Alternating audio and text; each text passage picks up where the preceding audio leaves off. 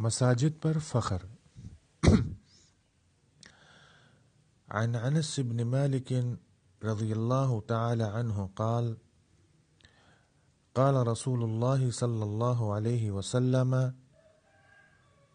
لا تقوم الساعة حتى يتباهى الناس في المساجد،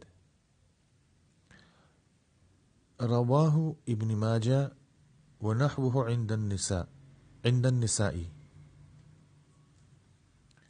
ترجمہ: انس بن مالک رضی اللہ تعالی عنہ سے روایت ہے کہ فرمایا رسول اللہ صلی اللہ علیہ وسلم نے کہ قیامت قائم نہ ہوگی یہاں تک کہ لوگ مسجدوں میں فخر کرنے لگیں گے، یعنی مسجدوں میں بیٹھ کر یا مسجد کے بارے میں فخر کرنے لگیں گے۔